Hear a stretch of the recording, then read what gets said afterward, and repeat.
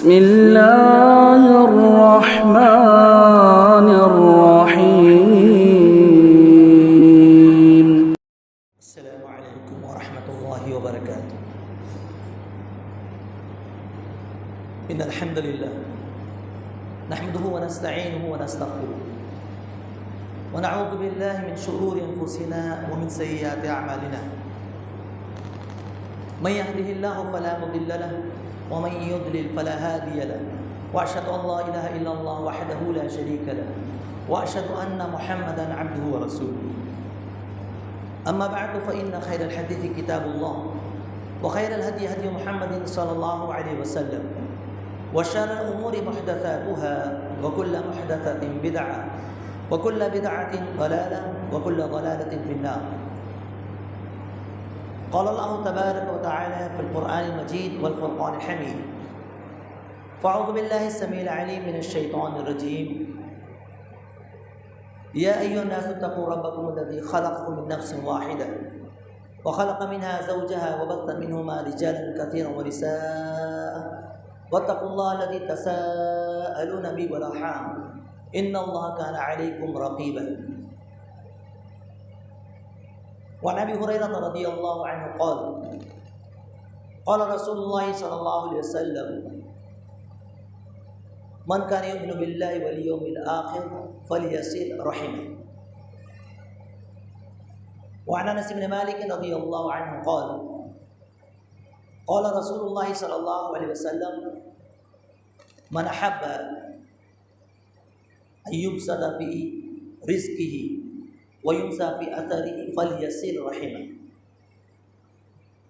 سبحانك لا علم لنا إلا ما علمتنا إنك أنت العليم الحكيم.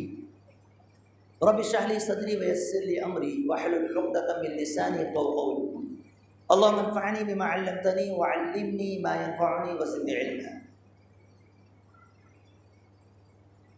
سب سے پہلے حمد و ثنا، کبریائی، بڑائی، بزرگی، بالا ترین، عزت و جلال لائق اور سزاوار ہے اس اللہ وحدہ لا شریک کے لیے جس نے ہمیں اور آپ کو پیدا کیا، تمام مخلوقات میں سب سے زیادہ افضل، سب سے زیادہ بہتر، سب سے زیادہ برتر فرمایا: وَلَقَدْ كَرَّمْنَا بَنِي آدَمَ. بعدہ درود و سلام نازل ہو تمام انبیاء پر، بالخصوص تمام انبیاء کے سردار احمد مصطفیٰ محمد مصطفیٰ صلی اللہ علیہ وسلم پر، جنہوں نے زندگی گزارنے کا طور طریقہ ہمیں سکھلایا، بتلایا. وہ کون سی چیزیں ہیں جو ہمارے لیے فائدے مند ہیں، جنت تک پہنچانے والی ہے، اس کی بھی رہنمائی کی. وہ کون سے اعمال ہیں جو انسان کے لیے نقصان دہ ہے، اسے جہنم تک پہنچانے والے ہیں، اس کی بھی رہنمائی کی. کوئی ایسا خیر نہیں ہے جو اللہ کے رسول صلی اللہ علیہ وسلم نے بتلایا نہ ہو، اور کوئی ایسا شر نہیں ہے جس سے اللہ کے رسول صلی اللہ علیہ وسلم نے ڈرایا نہ ہو. مختصر حمد و صلات کے بعد سب سے پہلے اللہ تبارک و تعالیٰ کا میں شکر گزار ہوں.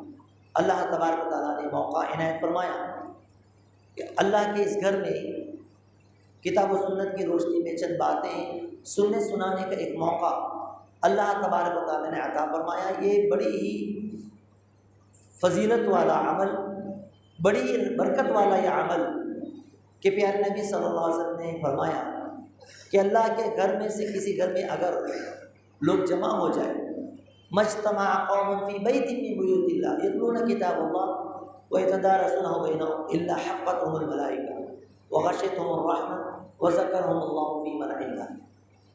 تو اس طرح کی جو محفلیں ہوتی ہیں بڑی ہی بابرکت ہوتی ہیں. اس میں اللہ کے رحمتوں کا نزول ہوتا ہے. اللہ کے گھر میں کوئی قوم جمع ہو کر کے، مسلمان جمع ہو کر کے کتاب و سنت کی جب باتیں کرتے ہیں، قرآن کا درس ہوتا ہے، اور اس کے بعد اسے ہم سنتے ہیں، سمجھتے ہیں، اور پھر اسے اپنی عملی زندگی میں نافذ کرتے ہیں. جب تک آپ غور سے سن رہے ہیں اور اس طرح کی محفلوں میں آپ شریک ہیں، اللہ تبارک و تعالیٰ کے رحمتوں کا نزول ہوتا ہے. فرشتے انہیں ڈھانپ لیتے ہیں اور اللہ تبارک و تعالیٰ ان کا ذکر خیر اپنے مقرب فرشتوں میں کرتا ہے۔ تو سب سے پہلے آپ اپنی اہمیت کو سمجھیں۔ اگر ہم اس طرح کے کسی پروگرام میں شریک ہوتے ہیں، محفلوں میں شریک ہوتے ہیں، مجلسوں میں آتے ہیں، تو یہ نہ سوچا جائے کہ کہاں میں وقت گزارنے کے لیے آ گیا، ٹائم پاس کے لیے آ گیا، ایسی بات نہیں ہے، بلکہ یہ ایک عظیم عمل ہے اور قابل مبارک ہے وہ لوگ جو اس کا انتظام کرتے ہیں، جن کے دلوں میں یہ فکر ہے کہ وہ لوگ آج کے اس گئے گزرے دور میں جہاں بے دینی عام ہو چکی ہے، بے حیائی کا دور دورہ ہے، دینی حمیت، دینی غیرت کا فقدان چاروں طرف ہمیں نظر آتا ہے، ایسے میں اس طرح کے پروگراموں کا انعقاد، اس طرح کی محفلوں کا انعقاد، چاہے وہ مسجد کے اعتبار سے ہو یا بڑے جلسے کے اعتبار سے ہو یا پھر خصوصی طور پر بچوں کو لے کر کے ہو یا عمومی طور پر بڑوں کو لے کر کے ہو، آج کے دور میں اس کی بڑی ضرورت ہے۔ کئی لوگ ہمیں یہ کہتے ہوئے نظر آتے ہیں کہ آج کیا ہے، سوشل میڈیا کا زمانہ ہے، سوشل میڈیا کا دور ہے، بڑے سے بڑے خطیب کو ایک بٹن دباؤ اور اپنے سامنے پاؤ، ایسے مقرر، ایسے خطیب جسے ہم پسند کرتے ہیں، جس کو سننا ہم پسند کرتے ہیں، جو ہمارے پاس نہیں آ سکتے لیکن ہم موبائل کے ذریعے سے انٹرنیٹ کی دنیا میں ان تک آسانی سے ایک بٹن دبا کر کے پہنچ جا سکتے ہیں اور اپنا پسندیدہ موضوع ہم سن سکتے ہیں۔ یقیناً اس میں کوئی شک نہیں ہے، لیکن اس کے باوجود بھی بالمشافہہ جانا، علم کے لیے جانا، علم حاصل کرنا، سننا، اس کا اپنا ہے، اس کی اپنی اہمیت ہے، اس کا اپنا مقام ہے، اسے کبھی بھی نظر انداز نہیں کیا جا سکتا۔ اور پروگرام کرنے والے، کرانے والے، وہ لوگ بھی اس چیز کی اہمیت کو سمجھے کہ اس طرح کے پروگرام، دینی پروگرام ہوتے رہنا چاہیے، اگرچہ کہ ہفتہ واری ہمارے پاس جمعہ کا دن ہے، لیکن اس کے باوجود بھی ماہانہ اجتماع، خواتین کے لیے خصوصی پروگرام، یہ ہونا چاہیے، اس کی بڑی افادیت ہے، بڑی اہمیت ہے۔ بعض جگہوں میں اپنے اصل موضوع کی طرف آتا ہوں، لیکن ایک بہت ہی ضروری بات کہ بعض مسجدوں میں شہر حیدرآباد کی بات کروں کہ وہاں پر پہلے اس طرح کے پروگرام ہوتے تھے، پھر دھیرے دھیرے وہ پروگرام بند ہو گئے۔ اتوار کے دن عصر سے مغرب یا مغرب سے عشاء کا یہ درس جو ہے وہ منقطع کر دیا گیا۔ پوچھنے پر انہوں نے بتایا کہ لوگ دلچسپی نہیں لے رہے، لوگ نہیں بیٹھ رہے، لہذا فائدہ نہیں ہے، تو ہم نے پروگرام ہی بند کر دیا۔ شیخ ابن عثیمین رحمہ اللہ کے تعلق سے آتا ہے، شیخ ابن عثیمین رحمہ اللہ کا جب مسجد میں درس ہوتا تھا ابتدا میں، تو کتنے لوگ تھے سننے والے؟ چار لوگ، 5 لوگ، 6 لوگ، 10 لوگ، اس سے زیادہ تعداد نہیں ہوا کرتی تھی۔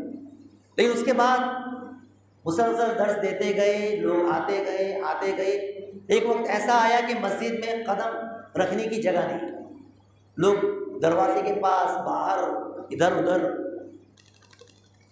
اگر ابتدا میں ہی یہ سوچ کر کے چھوڑ دیا جاتا، پبلک ہی نہیں ہے، لوگوں میں دلچسپی نہیں ہے، لوگ سن ہی نہیں رہے، اور اگر ہم خود ہی اس سے پیچھے ہٹ جاتے، یا اس وقت شیخ ابن عثیمین رحمہ اللہ اگر پیچھے ہٹ جاتے، تو اتنی جو تعداد ہے وہ ہو سکتی تھی، تو کبھی بھی کوئی چیز ایک ہی دن میں یا ایک مہینے میں ہمیں اس کا نتیجہ نہیں ملتا۔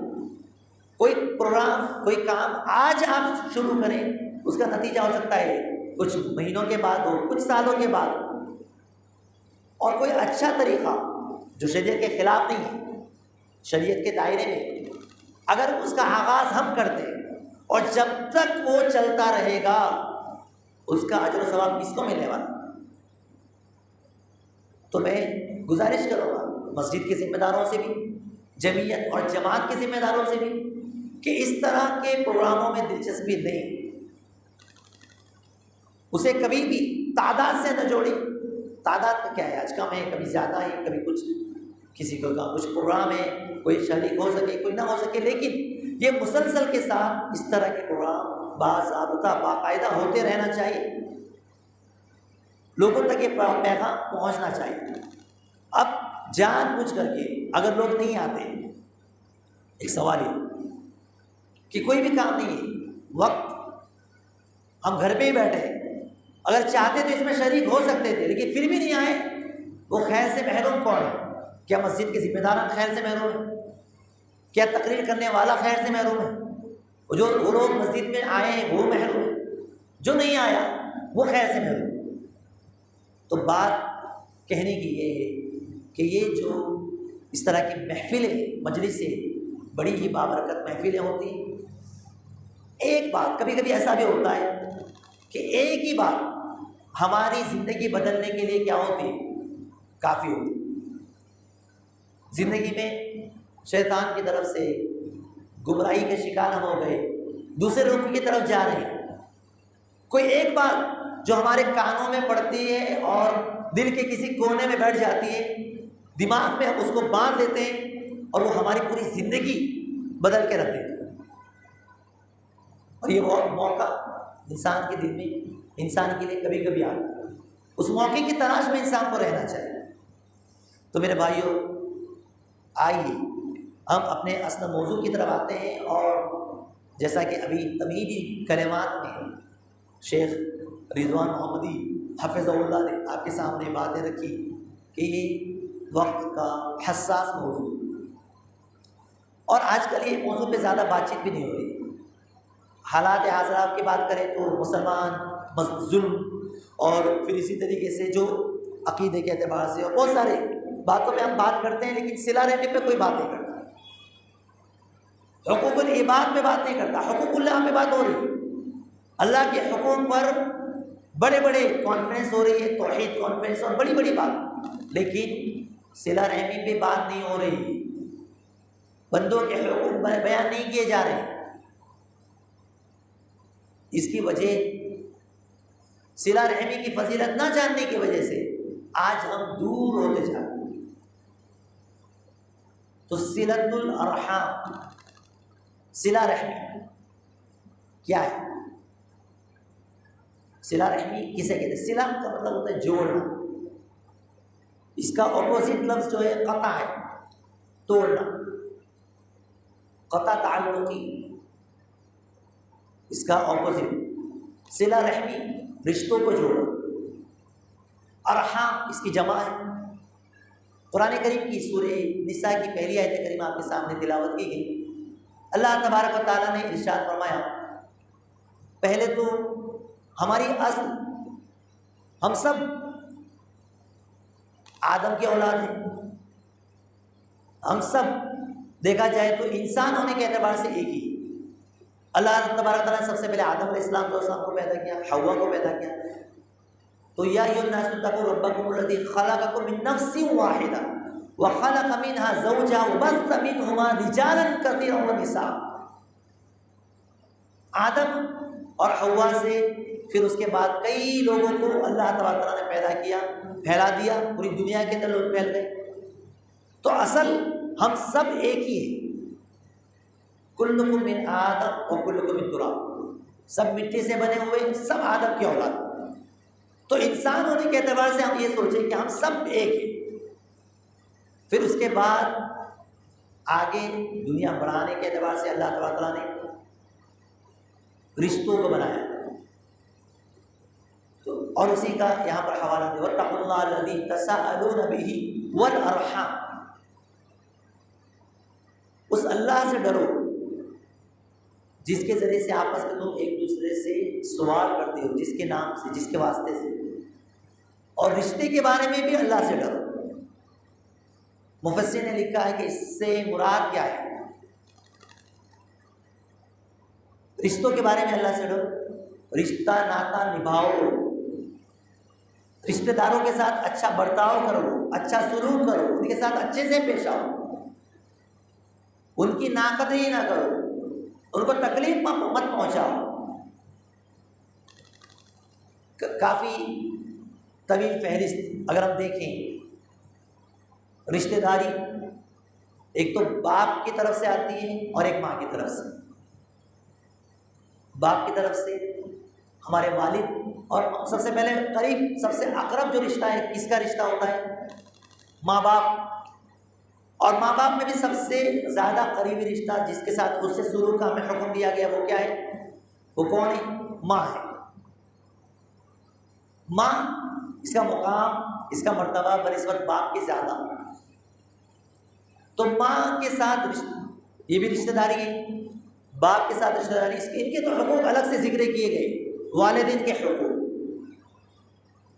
اور رشتہ داروں میں سب سے عظیم بڑا ماں باپ کا حق ہے، پھر اولاد کا حق ہے، پھر ماں باپ سے اوپر اگر آپ چلے جائیں ماں کے والد، جسے نانا والدین، نانا نانی، باپ کے والدین، دادا دادی، پھر والد کے بھائی بہن، والدہ کے بھائی بہن، اس طریقے سے جو ہے یہ رشتہ داری بڑھتے رہتے ہیں۔ کس اعتبار سے؟ انسان کے اپنے والدین، اپنے اولاد، نیچے کی طرف آئیں گے تو ان کے بچے، بچوں کے بچے، یہ پورے رشتہ دار، جو جتنا زیادہ قریبی اتنا ہی زیادہ وہ مستحق ہے رشتہ داری اس کے ساتھ نبھائی جائے، اس کو ایذا نہ پہنچائی جائے، تکلیف نہ دی جائے۔ وَأُولُو الْأَرْحَامِ بَعْضُهُمْ بِبَعْضٍ، رشتہ دار آپس میں بعض سے۔ ارحام، اب یہ جو بیوی کی طرف سے جو رشتہ داری ہے وہ رحم میں نہیں آئیں گے، وہ اصحار ان کو کہا جاتا ہے، سسرالی جو رشتہ دار ہیں، لیکن ان کے ساتھ بھی حسن سلوک کا معاملہ کیا جائے گا، اگرچہ وہ ارحام میں نہیں ہے، یعنی لڑکی کے لیے ان کے جو سسرالی رشتہ دار ہیں یا لڑکے کے لیے جو ان کے سسرال والے ہیں یہ رشتہ داروں میں نہیں آتے، لیکن ان کا یہ رشتہ سسرالی رشتہ اس اعتبار سے ان کے ساتھ اچھا سلوک کرنا، اچھا برتاؤ کرنا یہ ضروری ہے۔ تو قرآن کریم میں اللہ تبارک تعالیٰ نے رشتہ داری نبھانے کا حکم دیا، وَآتِ ذِی الْقُرْبَىٰ حَقَّهُ وَالْمِسْكِینَ وَابْنَ السَّبِیلِ، وَآتِ ذِی الْقُرْبَىٰ حَقَّهُ، قرب داروں کو ان کا حق دو، مسکین اور مسافر۔ تو مسکینوں سے پہلے کس کا حق ہے؟ غربا، فقراء، مساکین سے پہلے کس کا حق ہے؟ رشتہ داروں کا حق ہے۔ تو جب بھی آپ مال خرچ کرنے کے لیے نکلتے ہیں، غریبوں کی مدد کرنے کے لیے نکلتے ہیں، تو سب سے پہلے کس کو دیکھنا ہے؟ ہمارے رشتہ داروں میں کوئی ضرورت مند ہے کہ نہیں ہے؟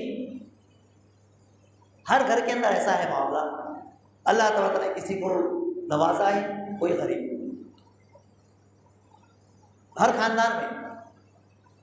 اگر ہم سوچیں، غور و فکر کریں کہ جو مالدار ہیں، مثال کے طور پر اب ناندیڑ شہر کے اندر جو مالدار ہیں وہ اپنے اپنے علاقے کا جائزہ لیں، اپنے اپنے رشتہ داروں کا جائزہ لیں۔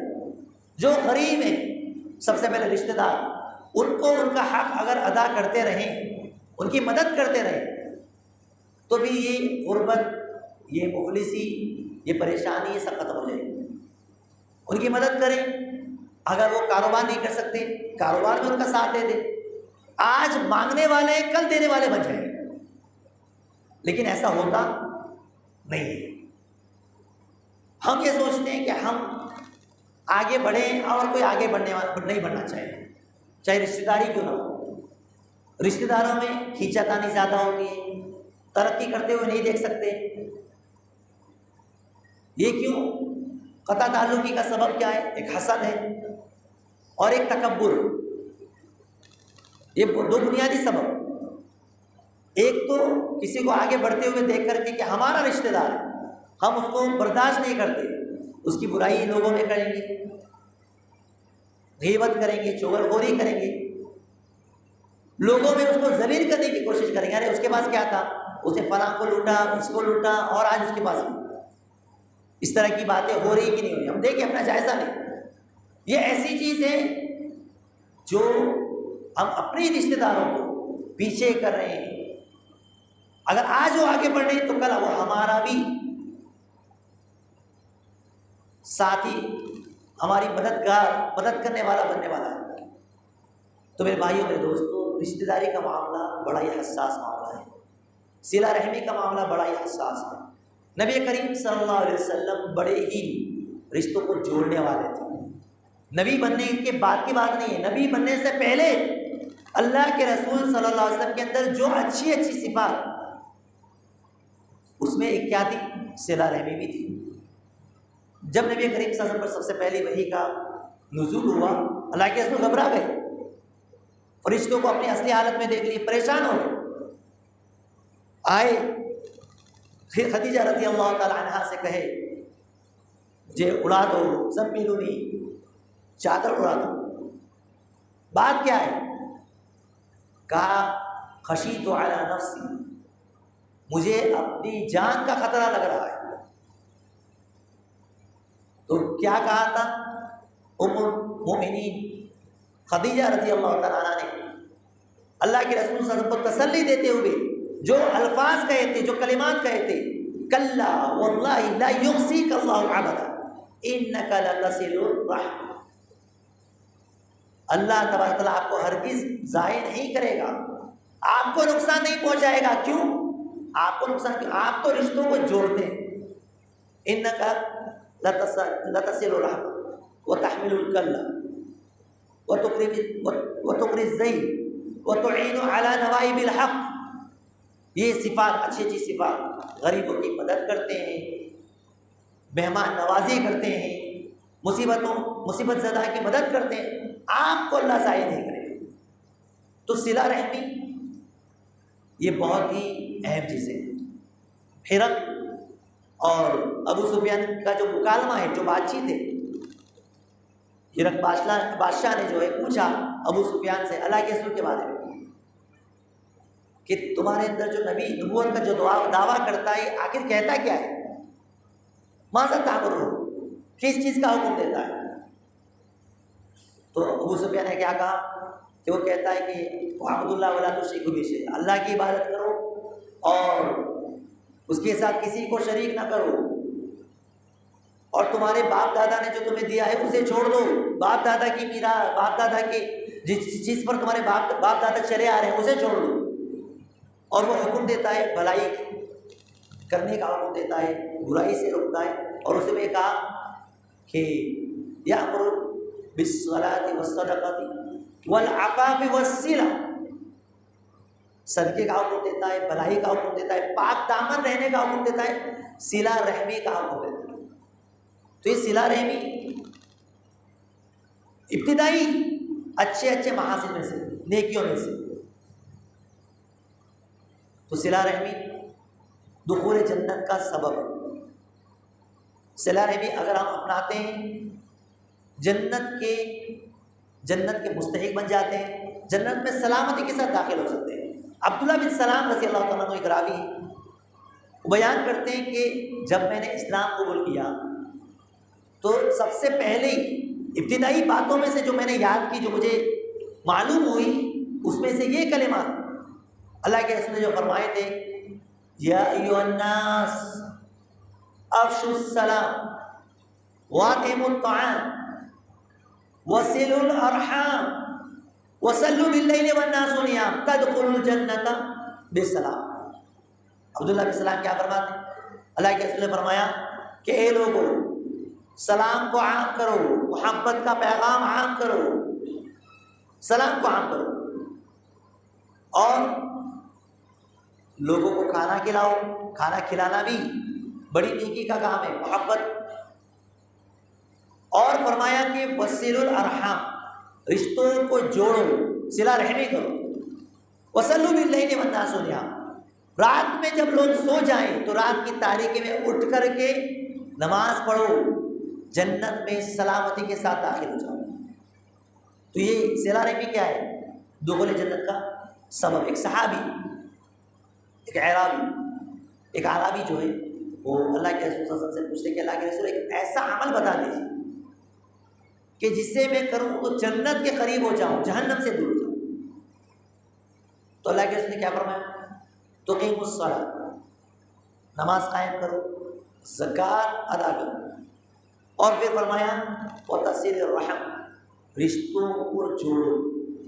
تو گویا کہ رشتے داری کو جوڑنا، صلہ رحمی کرنا، یہ دخول جنت کا سبب ہے۔ اگر ہم چاہتے ہیں کہ ہم جنت میں داخل ہوں تو ہمیں چاہیے کہ ہمارے معاملات رشتہ داروں سے صحیح ہونے چاہیے۔ آج ایک سب سے بڑا جو مسئلہ ہے وہ ہے معاش کا مسئلہ۔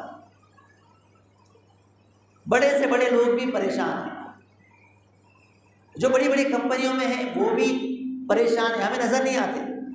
ہم سوچتے کہ وہ تو بنگلے میں، گاڑی میں، ارے اس کے بعد تو بہت دولت ہے، ہم ایسا سوچتے ہیں۔ لیکن جتنا وہ پریشان ہے اور کوئی نہیں۔ اس کے ماتحت 10 لوگ کام کرتے ہیں، 50 لوگوں کو اس کو تنخواہ دینا ہے۔ 1 تاریخ آئی، 5 تاریخ آئی، اسے تنخواہ دینے کا سب سے زیادہ ٹینشن ہے۔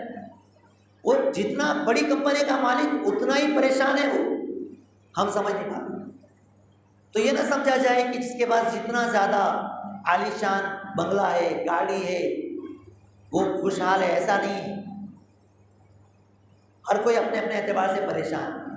لیکن آج کے اس درس کے ذریعے سے میں آپ کے سامنے ایک ایسا نسخہ بتانے والا ہوں جو فقر و فاقہ کو دور کرنے والا ہے، جو آپ کے نہ صرف مال میں اضافے کا سبب بنے گا بلکہ عمر میں بھی اضافے کا سبب بنے گا۔ لمبی عمر چاہیے کہ نہیں چاہیے؟ کئی لوگ بیماریوں سے پریشان، صبح فلاں دوا، شام میں یہ دوا، سونے سے پہلے یہ دوا، مختلف بیماریوں نے گھیر لیا ہے، نہ جانے کب موت کا فرشتہ آ جائے، کب ہماری زندگی ختم ہو جائے۔ ایسے میں دواؤں سے زیادہ جو نسخہ کام آتا ہے وہ کون سا ہے؟ یہ میری کوئی بات نہیں، کسی فلسفی کی بات نہیں ہے، کسی سائنسداں کی بات نہیں ہو رہی ہے، کسی حکیم کی یا کسی بہت بڑے تجربے کار کی بات نہیں ہو رہی۔ پیارے نبی جناب محمد رسول اللہ کے الفاظ، جو کس کے الفاظ ہوتے ہیں؟ ما ينطق عن الهوى، اپنی طرف سے کوئی بات بولتے ہی نہیں، جو بھی بولتے ہیں اللہ کی بات ہوتی ہے، اللہ کی وحی ہوتی ہے۔ اللہ کے رسول نے فرمایا من احب ان يبسط له في اثر، اللہ کے رسول نے فرمایا کہ جو یہ چاہتا ہو کہ اس کے رزق میں وسعت ہو، کشادگی ہو، اور اس کی عمر میں اضافہ ہو، فَلْيَصِلْ رَحِمَهُ، انس بن مالک رضی اللہ تعالیٰ عنہ حدیث کے راوی، اسے چاہیے کہ وہ صلہ رحمی کرے۔ افسوس کی بات ہے، ایک طرف آپ ان فضائل کو دیکھیں، ان احادیث کو ایک طرف رکھیں، دوسری طرف ہم معاشرے کا جائزہ لیں، اپنا جائزہ لیں۔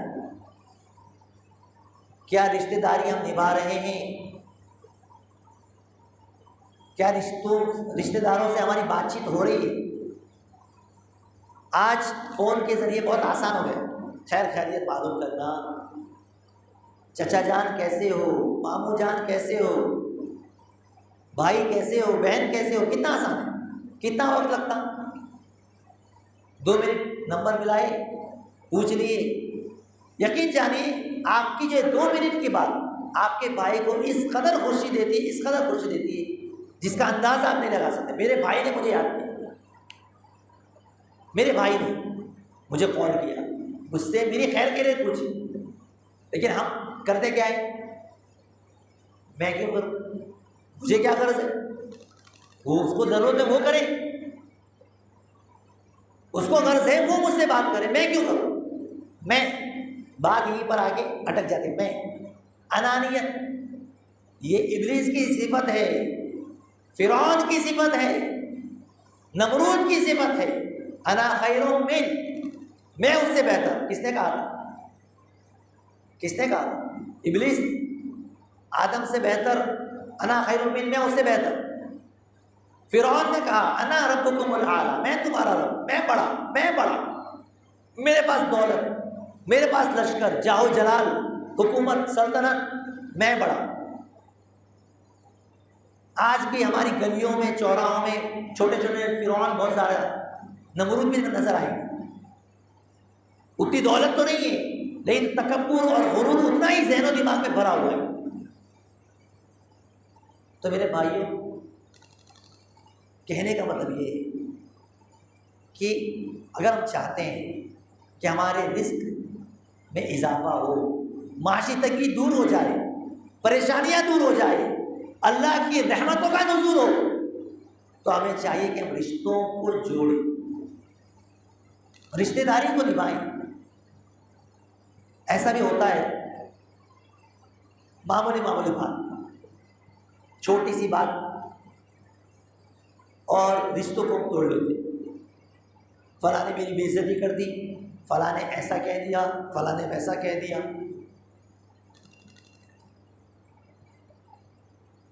افسوس کی بات تو یہ ہے کہ دور کے رشتہ دار تو دور ہی ہے، اس کو تو ہم قریب لانے کی کوشش نہیں کرتے۔ جو قریب کے رشتہ دار ہیں، جن کے ساتھ سب سے زیادہ ہمارا اچھا تعامل ہونا چاہیے تھا، اس سے سلوک ہونا چاہیے تھا، جو ہمارے لیے جنت ہے، ہم نے ان سے بھی ناطا توڑ دیا۔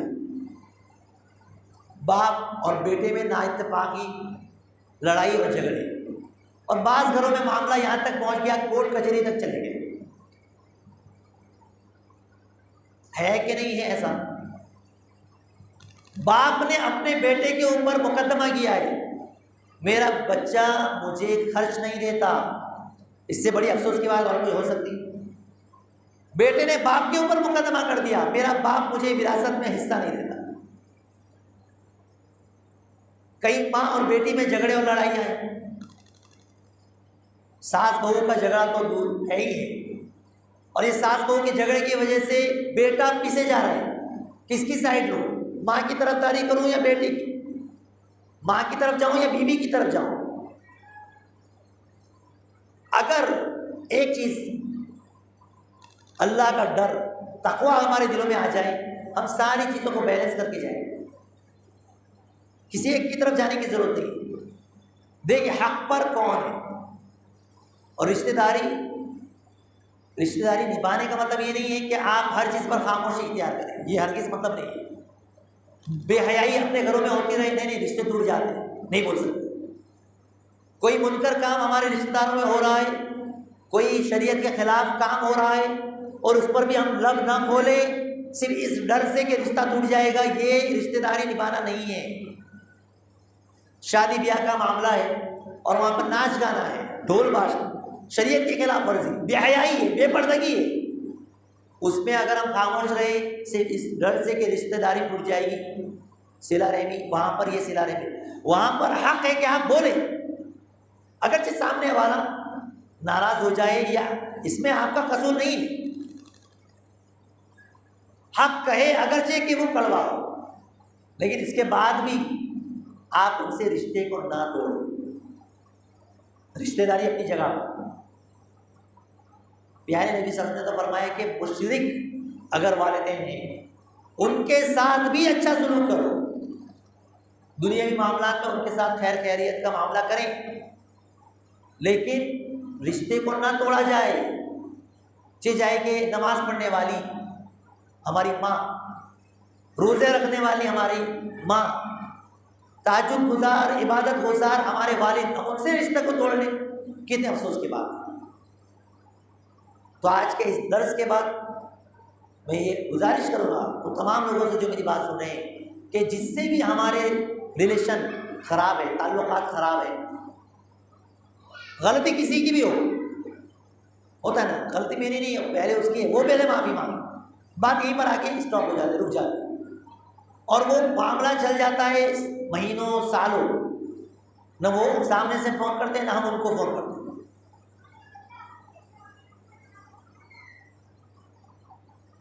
ہمیں دنیا کی نظر میں اچھا بننا ہے کہ اللہ کی نظر میں؟ کس کی نظر میں ہمیں اللہ اچھا بننا ہے؟ پیارے نبی نے کیا فرمایا؟ جب دو مسلمان آپس میں بات چیت بند کر لے، قطع تعلق اختیار کر لے، پہلے تو یہ حلال نہیں ہے، لا یحل للمؤمن ان یہجر اخاه المؤمن، کسی مومن کے لیے یہ جائز نہیں ہے کہ وہ اپنے مسلمان بھائی سے فوق کا ثلاث ریال 3 دن سے زیادہ بات چیت بند کرے، چاہے کہ وہ رشتہ دار ہو۔ یہاں تو بات ایمان کا رشتہ، ایک مومن کے لیے جائز نہیں کہ وہ مومن سے رشتے کو توڑے۔ فَيُعْرِضُ هَذَا وَيُعْرِضُ هَذَا، یہ ایک ادھر جا رہا ہے، وہ ادھر جا رہا ہے، منہ موڑ رہا ہے، پیٹھ دکھا رہا ہے۔ خَيْرُهُمَا الَّذِي يَبْدَأُ بِالسَّلَامِ، دونوں میں سے بہتر کون؟ دونوں میں سے بہتر وہ ہے جو سلام کرنے میں پہل کرے، مطلب بات چیت کرنے میں پہل کرے۔ تو ہمیں اللہ کی نظر میں بہتر بننا ہے۔ اگر ہم پہلے سلام کر لیے تو اس سے ہماری ناک کٹنے والی نہیں ہے، ہمارا نام جھکنے والا نہیں ہے، اللہ کی نظر میں اور بڑا ہوگا۔ جو اللہ کے لیے جھکتا ہے، اللہ کے لیے جھکتا ہے، اللہ اس کے مقام کو اور بلند کر دیتا ہے، اس کے درجے کو اور بڑا کر دیتا ہے۔ تو اس لیے میرے بھائیوں، میرے دوستوں، رشتوں کو نبھایا جائے، خاص طور پر بھائی بھائی چھوٹی چھوٹی باتوں کو لے کر کے ناراضگی نہ دلوں میں پالی جائے۔ اس کے بڑے فائدے ہیں۔ رشتہ خود عربی میں رحم کہتے ہیں، رشتے کو کیا کہتے ہیں؟ رحم، اور جمع ارحام۔ رحم نے اللہ تبارک تعالیٰ سے کہا، اللہ تبارک تعالیٰ نے حدیث کے الفاظ کہ الرحم من الرحمن، رحم رحمان سے مشتق ہے۔ اور ایک روایت میں مختلف الفاظ کے ساتھ، جس میں اللہ تبارک تعالیٰ نے رحم سے یہ کہا کہ جو تجھے توڑے میں اسے توڑوں گا، جو تجھے جوڑے میں اسے جوڑوں گا، من وصلکی وصلہ ہوگا، ومن قطعکی قطعوں گا۔ جو تجھے جوڑے میں اسے جوڑوں گا، جو تجھ سے جڑا۔ تو صلہ رحمی بہت ہی بڑی عبادت ہے، بہت ہی بڑی چیز ہے۔ ذرا سوچیے، ایک آج سے آپ کچھ سال پیچھے چلے جائیں، عید کا جب دن آتا تھا، کیسا سب پورے بھائی چچا ماموں سب رشتہ دار جمع ہوتے تھے، سب مل کر کے عید کی خوشی میں شریک ہوتے تھے۔ کسی ایک گھر کے اندر سب لوگ جمع ہوتے تھے، بڑے بھائی کے گھر پر، دادا کے گھر پر، کسی ایک گھر پر پورے لوگ دعوت میں شریک ہوتے تھے، ملاقات کرتے تھے، خوشی کا ماحول ہوتا تھا۔ اب بہت زیادہ احسان کر دیے تو کیا کر دیے؟ موبائل کے اوپر عید مبارک واٹس ایپ کے اوپر کر دیے، حق ادا ہو، ایسا ہو، بہت زیادہ احسان ہو کہ سلام عید مبارک یا ایسا کچھ میسج کر دیے۔ فون کرنا تک ہمارے پاس وقت ہی نہیں ہے۔ ہفتہ نکل جاتا ہے، ادھر چلے جاتے ہیں گھومنے کے لیے، ادھر چلے جاتے ہیں، رشتہ داروں کو کوئی نہیں پوچھتے۔ غلط بات ہے۔ کبھی ہم چلے جائیں اپنے رشتہ داروں کے پاس ملنے کے لیے، کبھی وہ آ جائیں ہمارے پاس، اور کبھی اس طرح کا پروگرام بنتا بھی ہے تو گھر میں عورتیں نہیں بلانا، ان کو نہیں بلانا، ان کو نہیں بلانا۔ گھر میں اگر مہمان آ رہے ہیں، اس سے یہ تو بہت فضیلت کی بات ہے، خیر و برکت کی بات ہے، لیکن افسوس کی بات ہے ہم حساب لگاتے ہیں کہ اگر کوئی مہمان آیا تو پھر اتنا خرچہ ہے، یہ ہے وہ ہے۔ میرے بھائیوں، رشتہ داروں کو بلائیے۔ آپ آج آپ ان کو بلائے، کل وہ آپ کو بلاتے ہیں، اس طرح کا معاملہ چلتے رہتا ہے۔ اور صرف اس لیے نہیں کہ ہم ان کو دعوت دیے تو بدلے میں وہ ہم کو دعوت دیں، بدلے کے طور پہ نہیں، یہ رشتہ داری نبھانا نہیں ہوتا۔ سلانے بھی اس کو نہیں کہتے، اللہ کے اس نے فرمایا لیس الواصل بالمکافئ، یہ سلانے بھی نہیں ہے کہ میں اس کے ساتھ رشتہ داری نبھاؤں تو بدلے میں وہ بھی میرے ساتھ سلانے بھی کرے، یہ نہیں۔ تو کیا ہے؟ سلم قطع، جو تجھ سے کٹ جائے تو اس سے جڑ، اللہ کے اس نے فرمایا۔ صحابی نے کہا اللہ کے رسول، میں اپنے رشتہ داروں کے ساتھ بہت ہی اچھی طرح پیش آتا ہوں، بہت ہی اچھی طرح، ان کے ساتھ حسن سلوک کرتا ہوں، میرے ساتھ برا سلوک کرتے ہیں، میں ان کے ساتھ رشتے کو جوڑنے کی بات کرتا ہوں، توڑنے کی بات کرتے ہیں، میں پورے طور پر ان سے قریب ہونے کی کوشش کرتا ہوں، وہ دور ہونے کی کوشش کرتے ہیں، اب میں کیا کروں؟ اللہ کے رسول نے فرمایا کہ تم ایسا کر کے ان کے منہ کے اندر راکھ ڈال رہے ہو۔ کیا مطلب؟ کہ وہ تم سے دور ہوتے جا رہے، پھر بھی تم ان کے قریب جا رہے ہو، یہ ان کے اندر اور تکلیف کو بڑھاتا ہے۔ اور اس پر جب تک تم اس کے اوپر برقرار رہو گے، یہ عمل کرتے رہو گے، اللہ کی طرف سے تمہاری مدد ہوگی۔ اور یقیناً اتنا آسان معاملہ نہیں ہے، کوئی ہمیں دھتکار دے، ہمیں نکال دے، ہم سے تعلق توڑ لے، ہم اسے شکل دیکھنا پسند نہیں کرتے، گوارا نہیں کرتے، لیکن صرف اللہ کے لیے دل میں صرف اللہ کا ڈر، صرف اللہ سے محبت کہ میں اللہ کو راضی کرنے کے لیے، کسی دنیاوی مقصد کے لیے نہیں، صرف اللہ کو راضی کرنے کے لیے میں یہ عمل کر رہا ہوں، اللہ کی مدد ہوتی ہے، غیبی مدد ہوتی ہے۔ اور آج کے یہ ناراض رشتہ دار دھیرے دھیرے ہمارے قریب ہو جاتے ہیں، ہمیں پتہ ہی نہیں چلتا۔ تو میرے بھائیوں، رشتہ داری بہت ہی بڑی صفت ہے، اس کو نبھانا چاہیے۔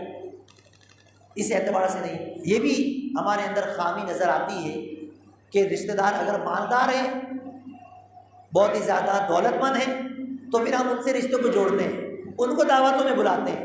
وہیں پر رشتہ دار اگر غریب ہیں، مسکین ہیں، تو ان کی طرف توجہ نہیں دیتے۔ بلکہ ایک شخص نے مجھ سے کہا حیدرآباد میں، تو جو سن کر کے تعجب ہوا، اس نے مجھ سے کہا رشتہ دار ہے، فون کر کے ان کو شادی کے لیے منع کر دی۔ شادی دعوت ہے، ہماری دعوت میں بڑے بڑے لوگ آ رہے ہیں، آپ لوگ آنے سے ہماری بے عزتی ہو جائے گی، لہذا شادی تو ہے، آپ لوگ مت آئیے۔ استغفر اللہ۔ دیکھیے مادیت پرستی کس قدر ہمارے لوگوں کے اندر آ چکی ہے، کہ بجائے اس کے کہ ہم، اللہ کے رسول نے کیا فرمایا ولیمے کی دعوت کے تعلق سے، شر الطعام طعام الولیمہ، سب سے بدترین کھانا ولیمے کا وہ کھانا جس میں سے مالداروں کو بلایا جائے، غریبوں کو نہ بلایا جائے،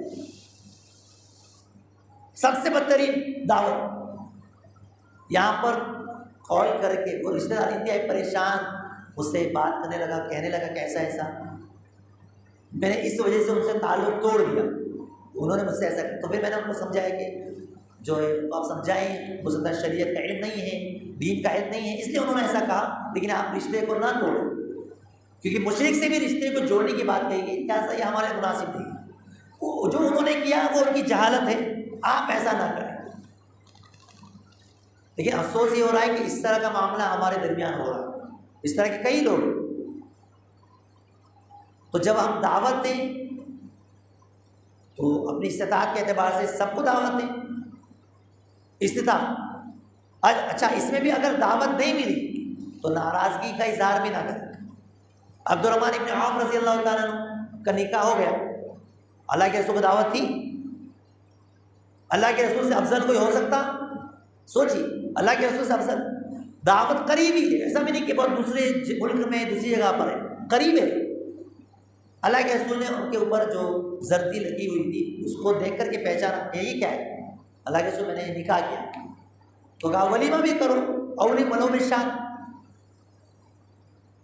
تو نکاح کر رہے ہیں، معلوم ہی نہیں ہو رہا ہے شادی کیسی ہونی چاہیے، سادگی کے ساتھ ہونی چاہیے۔ لیکن آج یہاں پر بھی دکھلاوا اور ریا اور نمود، اور ایک طرف خوب پیسے پانی کی طرح بہا دیے جاتے ہیں، وہیں پر ہمارے رشتہ دار ہیں، ان کو پوچھا نہیں جاتا۔ آئیے ایک روایت میں آپ کے سامنے رکھوں، بڑی ہی اہم روایت ہے، یہ بھی ہو رہا ہے کہ رشتہ دار ہمارے غریب ہیں، پریشان ہیں، ہم نہیں پوچھتے، وہیں پر سیٹھ صاحب مالدار وہ غریبوں کی خوب مدد کر رہے ہیں، اور اخبار میں ان کا نام آ رہا ہے، فلاں سیٹھ نے اتنے غریبوں کو رمضان کے مہینے میں راشن دیا، اتنی کٹس رمضان کٹس لوگوں میں تقسیم کی، اتنا یہ کیا، اتنا وہ کیا، غریبوں میں بہت خرچ کر رہے ہیں، رشتہ داروں میں کوئی خرچ نہیں ہو رہا ہے، جبکہ ڈبل اجر کہاں پر ہے؟ اللہ کے رسول نے فرمایا الصدقۃ علی المسکین صدقہ والصدقۃ علی الرحیم علی ذی الرحم سنتان صدقۃ وصلۃ۔ کسی غریب کو، کسی مسکین کو اگر آپ دیتے ہیں، صدقہ کرتے ہیں، تو صرف ایک ہی صدقے کا ثواب، رشتہ دار غریب اگر رشتہ دار ہیں اس پر خرچ کرتے ہیں تو دگنا اجر ہے، ایک تو اس صدقے کا ثواب ہے ہی، دوسرا رشتے کو جوڑنے کا ثواب۔ سبحان اللہ۔ تو اگر میری تنخواہ زیادہ ہے یا میرے کاروبار میں برکت ہو رہی ہے تو یقیناً ہم کچھ حصہ اپنے رشتہ داروں کے لیے نکال کے رکھیں۔ اس مہینے میں فلاں رشتہ دار کی مدد کرنا ہے، اگلے مہینے میں فلاں رشتہ دار کی مدد کرنا ہے، کم از کم سال میں ایک چکر ایسا ہو جائے کہ میں سارے رشتہ داروں کے اوپر اس طرح ہر رشتہ دار سوچے تھوڑا تھوڑا تھوڑا تھوڑا۔ ایسا بھی نہیں کہ اس کو پھر مانگنے کی عادت ہو جائے، ایسا بھی نہیں۔ ہم کیا کرتے ہیں 1000 500 2000 بس مدد کر کے سمجھتے ہیں کہ بہت بڑا کام۔ کوشش ایسی ہونی چاہیے کہ اگر ہم کسی کی مدد کر رہے ہیں اگلے رمضان تک 1 سال کے اندر 2 سال کے اندر وہ اس لائق بن جانا چاہیے کہ وہ خود خرچ کرنے والا بن جائے۔ ممکن ہے کہ نہیں ہے؟ کوشش کرنے سے کچھ مشکل نہیں ہے۔ بوہرا جماعت گجرات کے اندر مشہور ہے، بوہری جماعت کا نام آپ نے بھی سنا ہوگا۔ ممبئی کے اندر بھی ان کی کافی تعداد ہے۔ ان کے اندر ایک چیز جو ہے جو ان کو جوڑ کے رکھتی ہے، ابھی گجرات کے اندر بوہری جماعت کے ایک شخص اہل حدیث ہوئے، ان کی شادی ایک عالمہ لڑکی سے ہوئی جو کہ مالیگاؤں سے ہی فارغ تھی، تو وہ اہل حدیث ہو گئی۔ تو ان کے جو عقائد ہیں اس پر بات چیت ہو رہی تھی، تو انہوں نے مجھ سے بتایا کہ ہماری جو کمیونٹی ہے بوہری، لوگ کیوں نہیں چھوڑتے، دوسری طرف کیوں نہیں جاتے؟ اس کی ایک وجہ یہ ہے کہ وہ لوگ جوڑ کے رکھتے۔ اگر ایک نوجوان ہے اور وہ کچھ نہیں کر رہا، پورے مالدار مل کر کے اس کو کہتے ہیں چلو کیا کرنا چاہتے ہو، کاروبار کرنا چاہتے ہو، کسی کمپنی میں لگنا چاہتے ہو، کیا کرنا چاہتے ہو، تمہاری دلچسپی کیا ہے، اس کے اعتبار سے اس کو آگے بڑھا دیتے ہیں۔ دھیرے دھیرے دھیرے دھیرے اب وہ کما کر کے ان کو پیسے دینے والا بن جاتا ہے۔ اس لیے اور پھر شادی بھی وہ انہیں کے اس میں کرتے ہیں۔ تو یہ مال اور دولت کے ذریعے سے وہ اس قدر جوڑ کے رکھتے ہیں کہ کوئی جلدی چھوڑنا نہیں چاہتا۔ ہمارے پاس ایسا سسٹم کیوں نہیں؟ کوئی غلط طریقہ تو ہے نہیں کہ لوگوں کی مدد کرو، ان کو آگے بڑھاؤ، ان کا سپورٹ کرو۔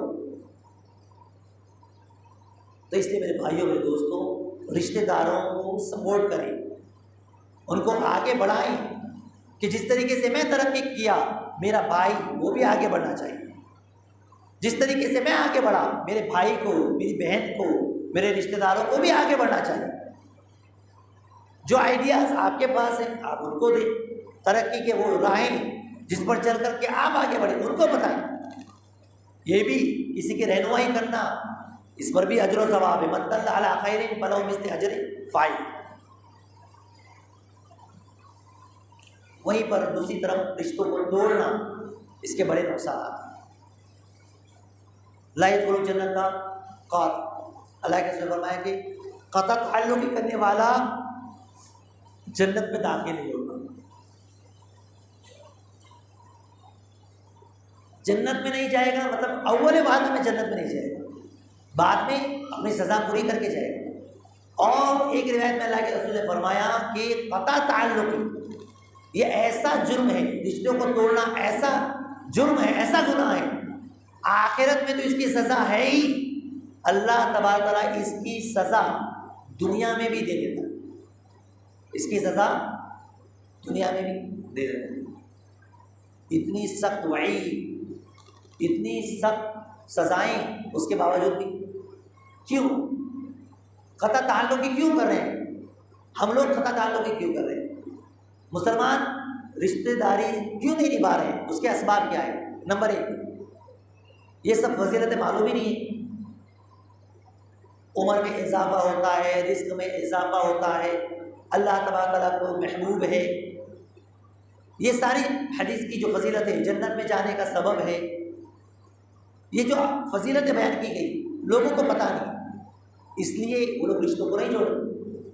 دوسری بات، جہالت، بے دینی، دینداری نہیں ہے، اللہ کا ڈر نہیں ہے۔ وَاتَّقُوا اللَّهَ الَّذِي تَسَاءَلُونَ بِهِ وَالْأَرْحَامَ، سب سے پہلے اللہ کا ڈر اپنے دلوں میں لائیے، پھر رشتہ داری کو نبھانا آ جائے گا۔ اور ایک وجہ یہ ہے کہ آج جو ہے والدین سے ہی بچے سب کچھ سیکھتے ہیں۔ اب بچے اپنے ماں باپ سے کیا دیکھ رہے ہیں کہ والدین کسی کے وہاں لے کر ہی نہیں جا رہے، نہ چچا کے گھر، نہ تایا کے گھر، نہ پھوپھی کے گھر، نہ فلاں کے گھر، نہ فلاں کے گھر۔ تو بچوں کے اندر بھی وہی عادت ہے، معلوم ہی نہیں ان کو رشتہ دار کون کون ہے، کون کہاں ہے، کیسے۔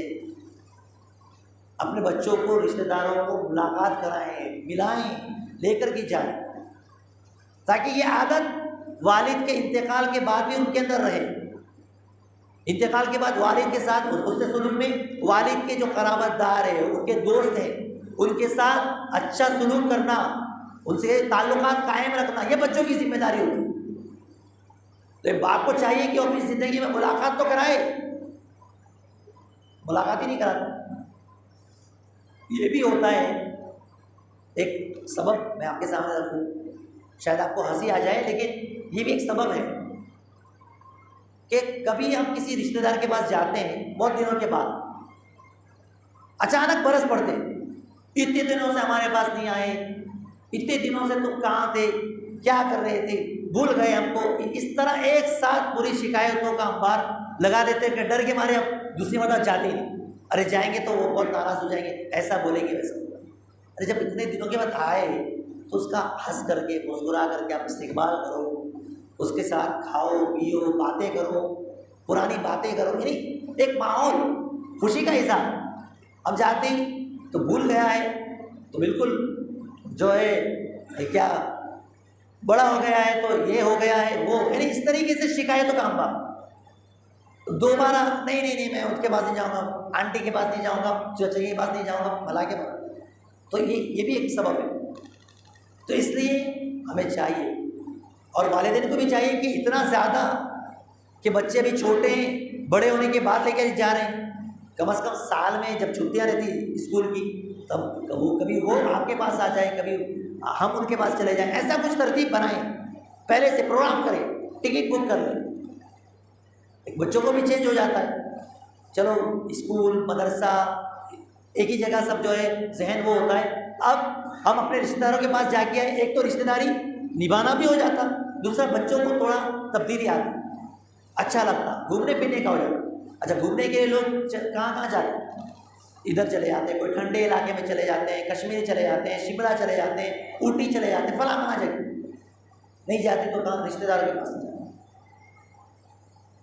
تو یہاں ڈبل فائدہ ہے، آپ اپنے رشتہ داروں کے پاس گئے، ان کے ساتھ پھر مل کر کے کہیں گھومنے کے لیے چلے گئے، باتیں بھی ہو جاتی، گھومنا پھرنا بھی ہو جاتا ہے ایک ساتھ سب۔ تو یہ طریقے ہیں جسے اختیار کر کے ہم رشتوں کو خوشگوار بنا سکتے ہیں۔ کبھی کبھی یہ بھی ہوتا ہے مذاق، یہ مذاق بہت خطرناک ہوتا ہے۔ مذاق میں آپ نے کسی کو کچھ کہہ دیا اور اس سے اس کا دل کیوں بدل گیا۔ آپ مالدار ہیں، آپ نے مذاق میں اپنے بھائی کو کی تنقید کر دی، ارے اسے تو کچھ نہیں آتا جاتا، وہ تو ایسا نہیں ایسا، اب اس کو برا لگ گیا اور رشتے کو توڑ۔ کبھی بھی اپنی زبان سے کسی کو تکلیف نہ پہنچائے، اس چیز کا خیال رکھنا چاہیے۔ ہم بڑے ہیں تو ہمیں اپنی بڑائی کا احساس ہونا چاہیے، چھوٹوں پر شفقت اور مہربانی کا معاملہ کرنا چاہیے، زبان سے کبھی کسی سے تکلیف نہیں پہنچانی چاہیے۔ ہر ایک کے پاس جتنا رزق ہے یہ اللہ کی طرف سے لکھا ہوا ہے، کوئی غریب کوئی مالدار، اگر کوئی مالدار ہے تو اس کو بھی حساب کتاب دینا ہے کہ نہیں دینا ہے، غریب ہے وہ اس کے اعتبار سے۔ تو اس کی وجہ سے ہم کسی سے شکایت نہ کریں کہ وہ مالدار ہے، اس کی وجہ سے حسد ہو یا پھر مالدار شخص کو تکبر آ جائے، یہ ساری چیزیں نہیں ہونی چاہیے۔ جہاں یہ سب چیزیں ختم ہو جائے گی وہاں پر انشاءاللہ رشتے مضبوط ہوں۔ ایک مالدار شخص اگر غریب دعوت دیا تو اس کی جھونپڑی میں بھی جا کر کے اس کے ساتھ کھانے میں کوئی تکلیف محسوس نہ کرے، اور ایک مالدار شخص غریب کو اپنے ٹیبل پر بٹھانے میں بھی کوئی عار نہ سمجھے کہ فلاں جو ہے وہ تو غریب ہے، فلاں بستی کا ہے، اسے میں نہیں بلا سکتا، تب جا کر کے رشتے مضبوط ہوں۔ یہ بہت ہی اہم باتیں ہیں جس پر غور و فکر کرنے کی ضرورت ہے۔ وقت ہوا جاتا ہے، اب میں انہی چند باتوں پر اپنی گفتگو کو ختم کروں گا۔ اللہ سے دعا ہے کہ اللہ تبارک تعالیٰ ان تمام باتوں پر ہمیں عمل کرنے کی توفیق عطا فرمائے، صلہ رحمی کے مفہوم کو سمجھنے کی توفیق عطا فرمائے اور اس کو اپنی عملی زندگی میں نافذ کرنے کی توفیق عطا فرمائے۔ اللہ رب العزت سے دعا ہے کہ اللہ رب العزت وہ رشتے جو ٹوٹ چکے ہیں، جو بہت ہی زیادہ جو ہے دور ہو چکے ہیں رشتے دار، اللہ انہیں قریب کر دے، انہیں جوڑ دے۔ جس طریقے سے ہم یہاں پر جمع ہوئے ہیں اللہ رب العزت ہمیں جنت میں بھی اسی طرح جو ہے جمع فرمائے، آمین۔ اقول قولی ھذا واستغفر اللہ لي ولکم من كل ذنب واستغفر انه هو الغفور الرحیم. وآخر دعوانا الحمد للہ رب العالمین. السلام علیکم.